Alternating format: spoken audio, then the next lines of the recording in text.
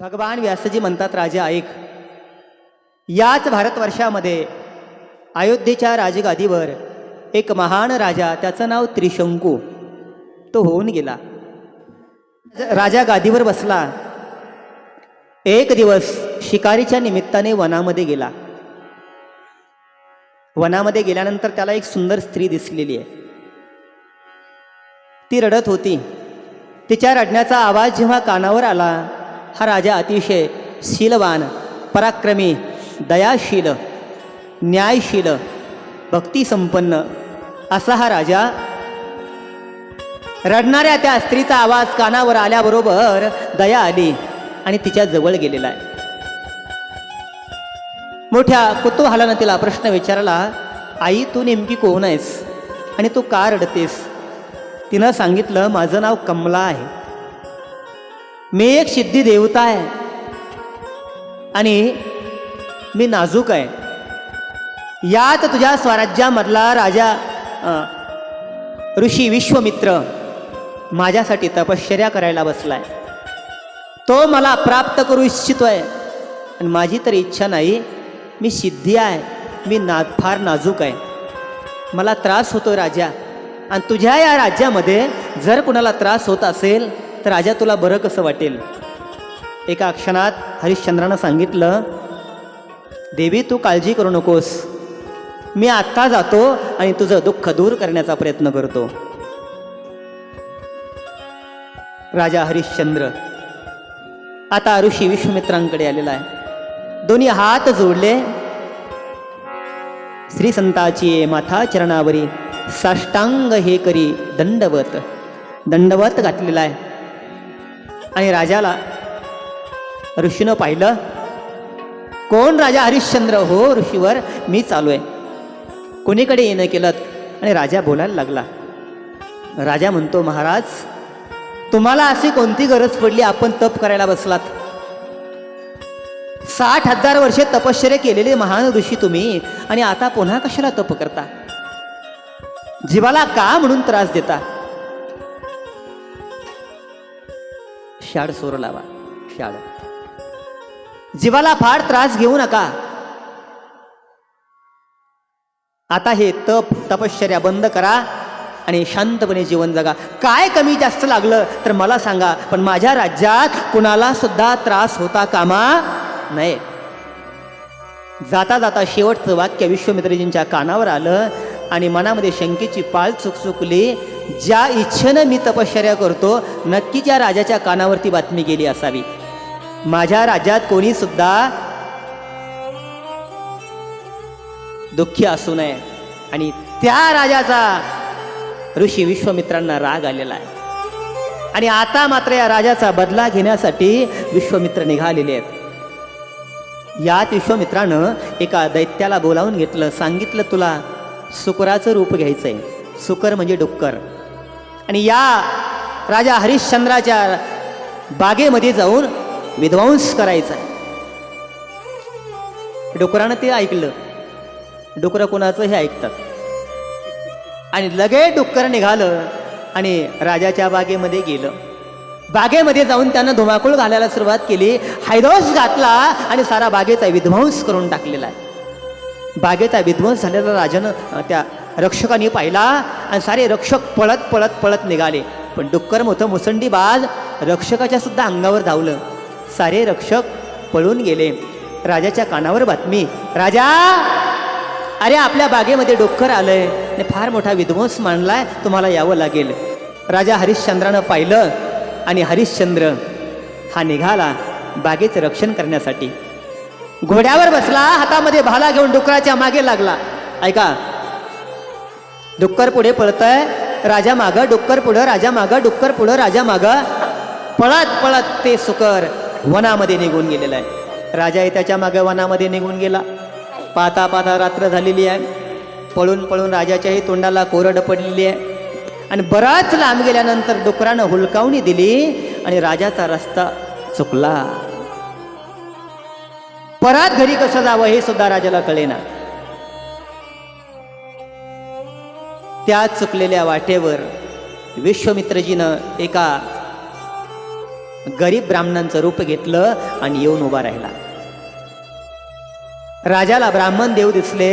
क्षणभर राजा थांबला आणि राजाने विचारलं, महोदय, मी रस्ता चुकलोय, माझ्या राजधानीमध्ये मला परत जायचंय, कृपा करून मला माझा रस्ता सांगा ना. ब्राह्मण देव म्हटले, रस्ता मी जरूर सांगतो, पण त्याआधी माझी एक गरज तुला पूर्ण करावी लागेल.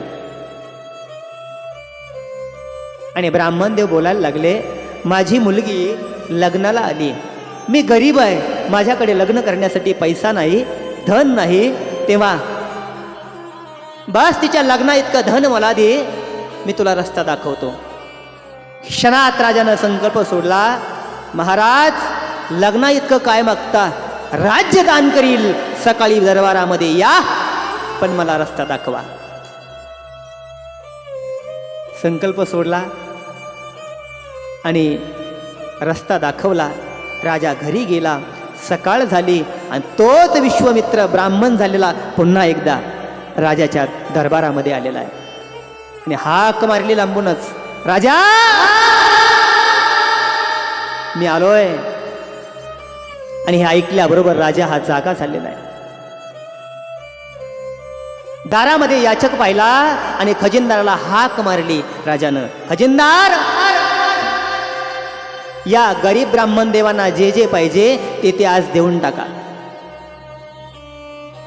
ते विश्वामित्र ऋषी होते, पण वेश घेतला होता ब्राह्मण देवाचा.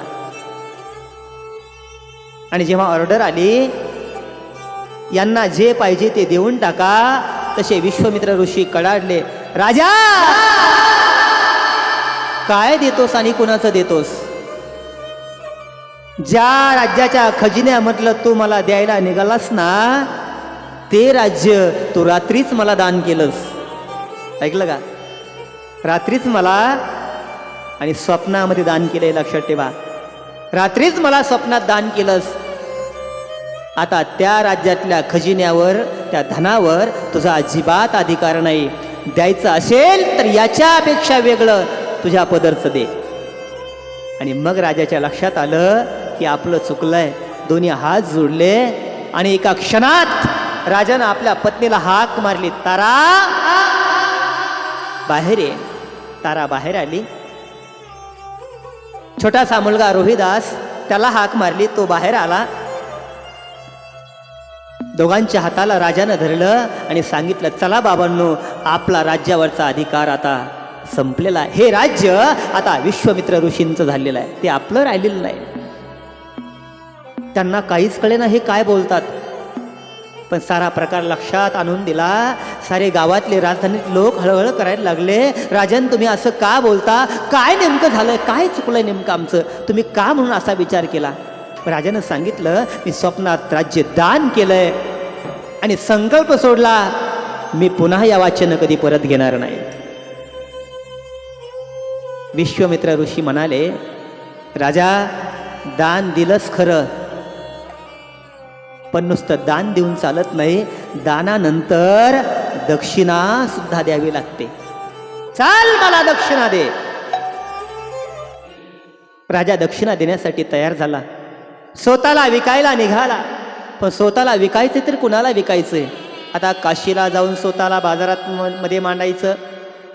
कारण काशी नगरी ही जगातल्या सर्व नगरीपेक्षा वेगळी आहे. प्रत्येक देशाला राजा आहे, पण काशी या नगरीला राजा नाही. त्या काशी नगरीचा राजा एकच आहे आणि त्या राजाचं नाव आहे, बोला ना, काशी विश्वनाथ. म्हणून त्या गावाला सरपंच कोणीच म्हणायचं नाही. काशी विश्वनाथ हेच काशीचे राजे आहेत. हरिश्चंद्रानं ठरवलं, आता काशीला जायचं आणि तिथल्या लोकांना स्वतःला विकून टाकायचं आणि दक्षिणा आणायची आणि या बाबाला देऊन टाकायची.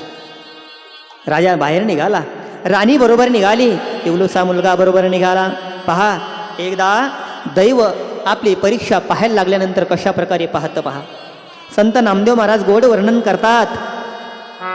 सत्वाचा सागर राजा हरिश्चंद्र, स्वप्नेही समग्र राज्य दिले.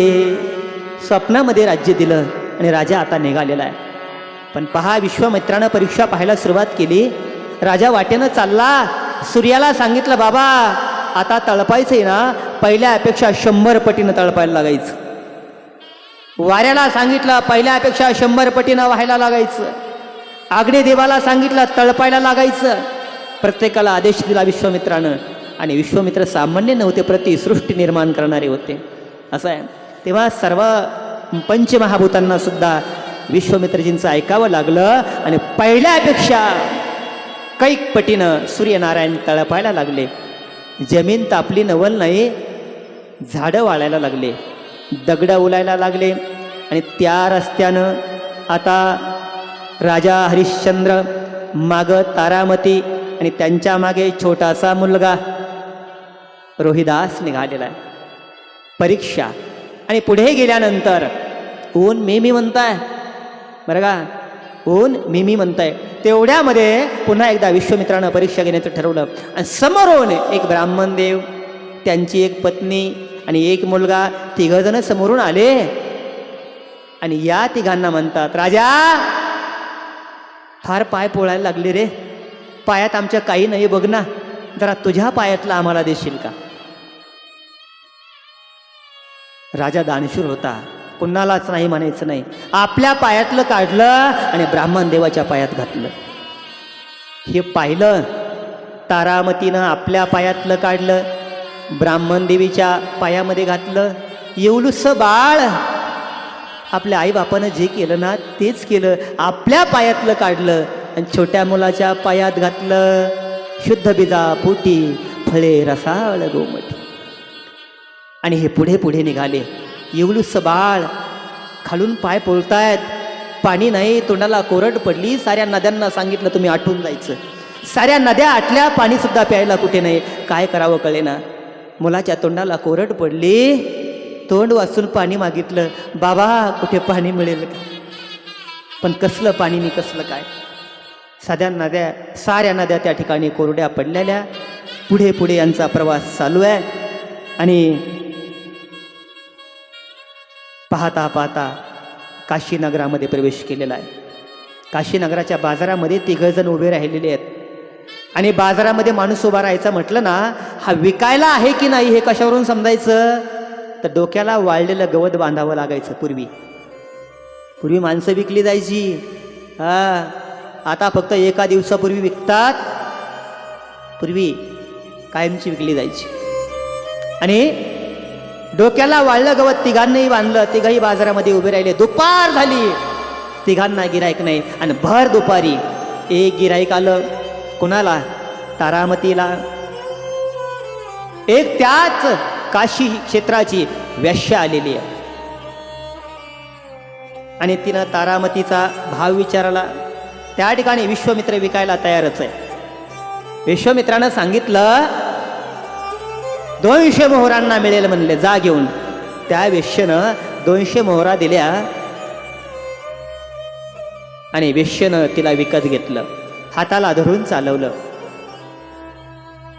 राजा हरिश्चंद्रानं 200 मोहरा दक्षिणा घेतली आणि विश्वामित्राच्या हातावर मांडली. घ्या महाराज. राजा म्हणला, लाज वाटत नाहीत. ऋषी म्हणाले, राजा काय समजला स्वतःला, एवढीशी दक्षिणा मला देतोस. अरे किती दिवसापासून दक्षिणा द्यायची राहिली, तिचं व्याज किती वाढलंय. एवढी पुरे नाही, अजून पाहिजे. आणि पुन्हा झालं. तिला घेऊन वेश्या जेव्हा निघाली, एका कौशिक नावाच्या ब्राह्मण देवानं पाहिलं. लांबूनच ओळखलं, अरे ही तर राजा हरिश्चंद्राची राणी आहे. जेव्हा जेव्हा आम्ही अयोध्येला जायचो तेव्हा तेव्हा आमच्या मुखामध्ये घास घालणारी ही आमची अन्नपूर्णा माता आहे. आईच्या मायेनं आम्हाला ताटं वाढणारी ही आई आहे. आज हिच्यावर हे दिवस. राणी, जिच्या बरोबर तू चाललीस ना ती वेश्या आहे. तुला ती घेऊन जाईल आणि तिच्या जनान खाण्यामध्ये ठेवील. उद्यापासून तुझ्या शरीराची लक्तर तोडायला गावातली माणसं येणार आहे. आणि मग तिला कळलं. तिनं दोन्ही हात जोडले. सांगितलं, मायबाप, आता तुम्हीच माझे वडील आहात. यातून मला सोडवा तुम्ही तात. दया आली कौशिकी ब्राह्मण देवाला. 200 सुवर्ण मोहरा वेश्येच्या पदरामध्ये टाकल्या. बाई माफ कर, पण एवढ्या राणीला सोडून दे, कारण ही त्या प्रकारामधली नाही. सोडून दिलं. ब्राह्मण देवानं तिला घरी चालवलं. सांगितलं माझ्या घरी मी रोज ब्राह्मणांची पंगत असते, फक्त स्वयंपाकघरामध्ये स्वयंपाक करायला राहा, आणि आजपासून तू माझी धर्माची कन्या आहेस, चिंता करू नकोस. आणि ब्राह्मण देवाच्या घरी स्वयंपाकासाठी राहू लागली. कोण? तारामती. राजा हरिश्चंद्राची पत्नी आहे. आज स्वयंपाक घरामध्ये पाकशाळेमध्ये काम करते. एवढंसं बाळ जेव्हा ती आई निघाली रडायला लागलं. आईच्या मागं निघालं. राजा हरिश्चंद्रानं हाताला धरलं. थांब, कुठे चाललास? मुलगा म्हणतो बाबा आई चालली ना. एकटी आई विकली गेली, तुला अजून गिऱ्हाईक यायचंय. मुलगा म्हणतो बाबा मी आईच्या मागं चाललो नाही, मग एकदा माझ्या आईचं दर्शन मला घेऊ दे. एकच इच्छा आहे, आईचं दर्शन मला घ्यायचं. बाळ गेलं, आईचं दर्शन घेतलं, पुन्हा परत आलं. त्या ठिकाणी राजा हरिश्चंद्राच्या डोळ्यातून टपकन पाणी आलेलं आहे. आणि राजा हरिश्चंद्र म्हणतो ब्राह्मण देवा एक करा ना, तुम्ही राणीला घेतलंच ना, आता या रोहिदासाला सुद्धा घेऊन जा. माय लेकराची ताडातोड करू नका. काय तुम्हाला 2 रुपये द्यायचे असतील तेवढे द्या, आणि याला लेकराला सुद्धा घेऊन जा. कौशिकी ब्राह्मणांना विचार केला, छोटं मोठं काम करील घरातलं. 10 मोहरा दिल्या आणि त्याही बाळाला विकत घेतलं. पाकशाळेमध्ये राणी काम करते, आणि हा मुलगा पूजेचं साहित्य, फुलं वगैरे दुर्वा आणून देण्यासाठी त्याला काम नेमून दिलं. सकाळी सकाळी उठायचं, पूजेसाठी दुर्वा आणि फुलं आणून द्यायचं. बस मुलांनी रोज ते काम करावं, बाकी आपल्या खावं प्यावं उड्या माराव्यात. अशी ही राणी कामाला गेली. मुलगाही कामाला लागला. संध्याकाळ झाल्यानंतर या राजाला गिऱ्हाईक आलं. यात विश्वामित्रजीनं रूप घेतलं एका डोंब्याचं, आणि डोंब्याचं रूप घेऊन तो आलेला आहे. पुन्हा एकदा 400 मोहरा दिल्या, राजाला विकत घेतलं. राजानं 400 मोहरा घेतल्या आणि ऋषींच्या पायावर ठेवल्या. महाराज ही तुमची दक्षिणा. आणि ज्या दिवशी 400 मोहरा, त्या 200 मोहरा, त्या 10 मोहरा, 610 मोहरा राजाच्या पायावर पडल्या, ऋषींच्या पायावर पडल्या, तेव्हा आकाशामध्ये घंटा वाजली आणि तिथून आकाशवाणी भगवतीनं केली, राजा तू ऋणमुक्त झालायस, तुझ्या नावाचा जय जयकार. ऋषींच्या ऋणातून राजा मुक्त झाला. आणि अशा प्रकारे तो राजा विकला गेला. डोंबाच्या घरी गेला. डोंब्यानं सांगितलं 2 त्याच्या पत्न्या, सांगा याला काय काम सांगायचं. तर त्यांनी याच्याकडे पाहिलं. 10-12 दिवस झाले, अन्नाचा कण पोटात नाही, कृश झालेला. सांगितलं असलं वाळक नौकर पाहून कशाला आणलं? काय पैसे ओतू चालले होते का? कशाला आणलं? तर डोंबा म्हणाला, हे बघा आता आणलाय ना, काय काम सांगायचं तर सांगा, तो करायला तयार आहे. आणि त्या दोघींनी काम सांगायला सुरुवात केली. म्हणले काहीच काम नाही करायचं, आमच्या घरात पाणी भरायचं. आणि त्या दोघीच्या हाताखाली तो पाणी भरायला लागला. हंडा घेतला आणि राजा हरिश्चंद्र आता पाण्याला निघाला. एवढ्यावर थांबवतो विश्वामित्र कसला. त्या विश्वामित्रानं त्या घरातल्या रांजणाला खालून छिद्र पाडलं. राजा आणायचा, हंड्या भांड्यानं पाणी ओतायचा. दुपारपर्यंत पाणी ओतलं, पण रांजण भरला. आणि दोघी जणी कडाडल्या, आम्हाला माहीत होतं तू कामाचा नाहीस, तुझ्याच्यानं साधा रांजण भरणं होत नाही, कशाला इथे? सांगितलं मालकाला, याला इथे ठेवू नका, इथल्या कामाचा हा नाही. आणि मग त्यात डोंब्यानं या राजा हरिश्चंद्राची रवानगी मसान वाट्यात केलेली आहे. लोक प्रेत जाळण्यासाठी यायचे. राजाला तिथे पाठवलं, जा जो कोणी प्रेत जमा करायला येईल त्यांच्याकडून दक्षिणा घ्यायची. किती दक्षिणा?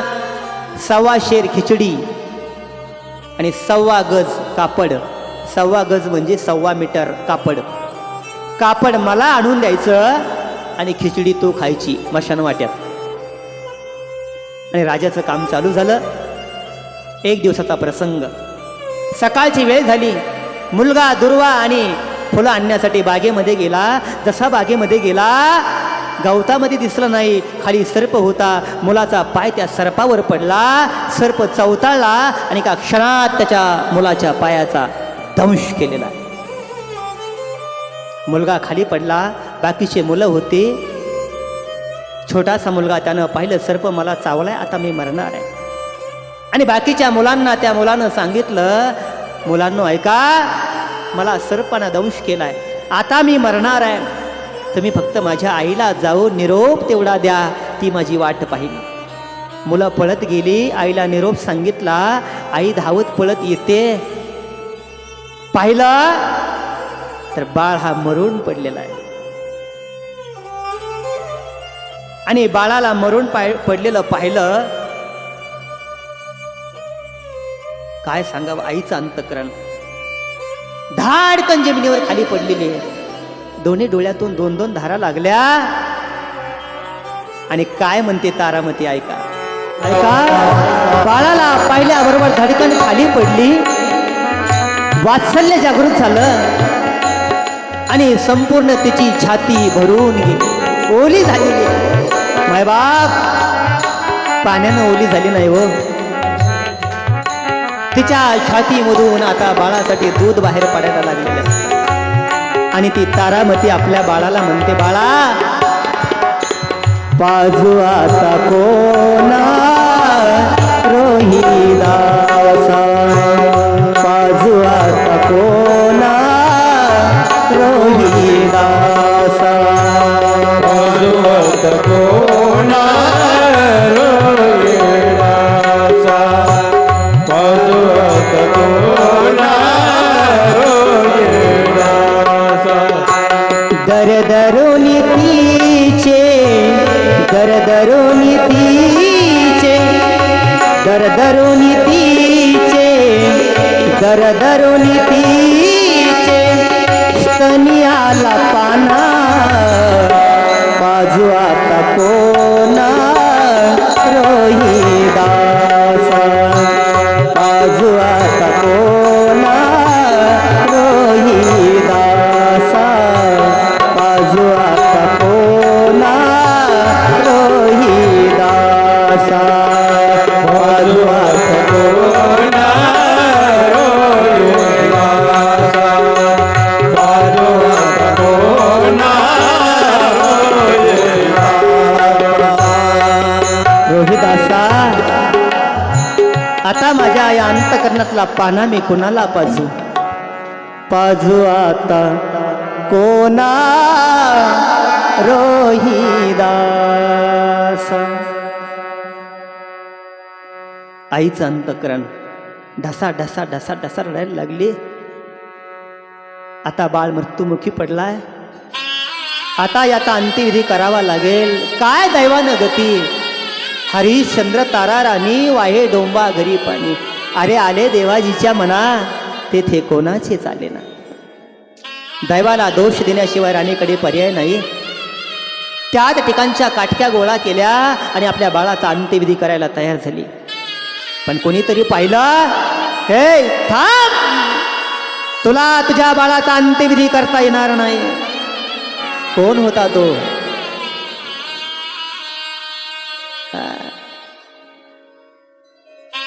अंत्यविधी करू दिला नाही. अंत्यविधी करायचा आहे, बस शांत झाली. आणि जेव्हा स्मशान वाट्यात न्यायचंय, प्रेत तसं नेता येत नाही बाबा, त्यासाठी कपडा लागतो. नियम असा आहे, काही असो की नसो, पण मरते वेळेस तरी प्रेताच्या अंगावर कपडा हा गेला पाहिजे. राणीकडे कपडा नाही. कुठून आणायचा कपडा? कुणाला विचारायचं? आपल्याच अंगावरचं पातळ अर्ध फाडून काढलेलं आहे. ते आपल्या लेकराच्या अंगाला गुंडाळलं आणि गुंडाळून पुन्हा घेऊन निघाली स्मशानभूमीमध्ये. तर स्मशानभूमीमध्ये उभाच होता. थांब,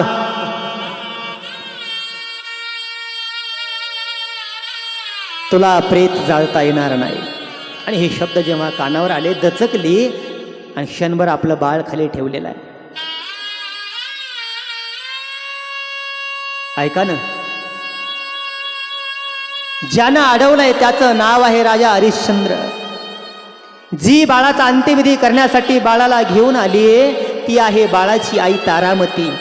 आणि जे बाळ आग्ने देण्यासाठी आणलंय ना त्याचं नाव आहे रोहिदास. आणि अचानक आकाशामध्ये वीज चमकली, विजेचा कडकडाट झाला, लख्ख प्रकाश पडला आणि त्या प्रकाशामध्ये एकमेकाला दोन्ही दिसलेले आहेत. अंधाऱ्या रात्री पण राजालाही राणीचं मुख दिसलं आणि राणीलाही राजाचं मुख दिसलेलं आहे. दोघांनी एकमेकाकडे पाहिलं आणि क्षणभर ओळखलं आणि दोघांच्या डोळ्यातून धारा लागलेल्या आहेत. काय दैवानं आपल्यावर वेळ आणलेली आज. आणि म्हणून दोघंही त्या बाळाला आज कडकडून राजाने मिठी मारली, बाळाला कवटाळलं. बाळा, केवढा वनवास आज माझ्यामुळे तुझ्यावर आलेला आहे. मी फार अपराधी आहे, मी फार अन्यायी ना रे बाळा, आज माझ्यामुळे तुझ्यावर ही वेळ आली. राणी म्हणते आता किती वेळ रोदन करणार, बाळाचा अंत्यविधी करायचा. आणि पुन्हा एकदा राजाच्या मनातला तो रक्षक जागा झाला आणि राजा म्हणतो खबरदार, या ठिकाणी अंत्यविधी करता येणार नाही. का? त्यासाठी 1.25 शेर खिचडी लागते आणि 2 त्यासाठी 1.25 मीटर कपडा लागतो. तारामती हुशार होती. ती म्हणाली बाळ माझं आहे पण बाळ तुमचं सुद्धा आहे ना. राजा म्हटला बाळ माझं आहे ना, मग आज 1.25 शेर खिचडी मी खाणार नाही, खिचडी मी घेणार नाही, पण 1.25 मीटर कपडा मात्र तुला आणून द्यावा लागेल, कारण तो मालकाला द्यायचा आहे. त्याची चाकरी करणं, ज्याची खावी भाकरी त्याची करावी इमाने इतबारे मला कापड पोच करावं लागेल.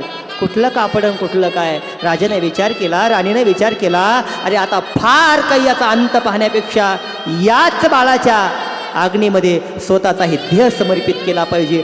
राजा आणि राणीनं दोघांनी सुद्धा बाळासहित आत्महत्या करायचं त्या ठिकाणी ठरवलं. चितेवरती गजनं बसले.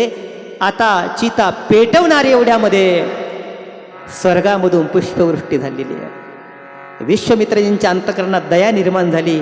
विश्वामित्रजी परत आले. राजा, तुझा विजय झालेला आहे, मी तुझ्यावर प्रसन्न आहे, आत्महत्या करू नकोस. या लोकीचं नाही तर 3 लोकांचं राज्य मी तुला आज दान देत आहे. आरामानं राज्य कर आणि 1000 वर्षे तू राजा राज्य करशील, तुझी कीर्ती अमर होईल. आणि जेव्हा केव्हा दान या शब्द पुढे येईल तेव्हा राजा, स्वप्नात दिलेलं दान सुद्धा ज्यानं प्रत्यक्षात सिद्ध करून दाखवलं त्या राजाचं नाव पुढे येईल आणि त्या राजाचं नाव असेल राजा हरिश्चंद्र. राजा हरिश्चंद्र, राजा हरिश्चंद्र.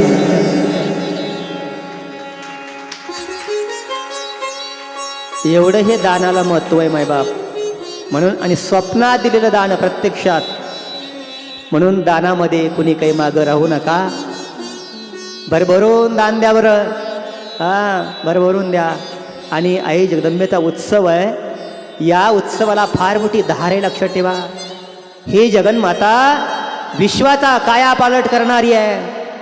आपला प्रपंचसुद्धा सुखाचा केल्याशिवाय राहणार नाही. मोकळ्या मनानं दान द्या, कारण खर्च फार आहे, लक्षात ठेवा. आणि या सर्व आनंदामध्ये तुम्ही सर्वजण सामील आहात. फार मोकळ्या अंतःकरणानं दरवर्षीपेक्षा गेल्या वर्षी तुम्ही सामील असाल नसाल, यावर्षी सामील व्हा. आणि हा जो उत्सव आहे तो साऱ्या गावाचा आहे बरं का. समस्त चापडगाव नगरीतील मातृशक्ती मंडळ अर्थात महिला मंडळांचा हा कार्यक्रम आहे. कोणाही एकाचा नाही, लक्षात ठेवा. आता काही जणी फक्त मीराताई वगैरे, अलकाताई, अजून बाकीच्या ताई कोणी पुढे असतील, फक्त कुणीतरी पुढे व्हावं म्हणून त्या पुढे झालेल्या आहात. पण कार्यक्रम हा सारा तुमच्या जणीचा आहे, तेव्हा तुमच्या सर्वांच्या सहकार्यानं होणार आहे. तेव्हा मनमोकळेपणानं मुक्त हस्ताने या ठिकाणी दान करा, धर्म करा. ज्याप्रमाणे राजा हरिश्चंद्राची कीर्ती झाली तशीच आपली सुद्धा कीर्ती झाल्याशिवाय राहणार नाही. जगदंबा आपल्या प्रपंचाला सुखाचं केल्याशिवाय राहणार नाहीत. हाच जगदंबेचा आशीर्वाद. आणि ती जगदंबा या ठिकाणी आशीर्वाद देण्यासाठी आपल्याला आलेली. माय भवानी सर्वांना एकदा आशीर्वाद दे बाई. हा सर्व गावची काळूवाली फुगडीत बाई ही दंगून गेली. ये मांढर गावची काळूवाली फुगडीत बाई ही दंगून गेली. फुगडीत बाई ही दंगून गेली.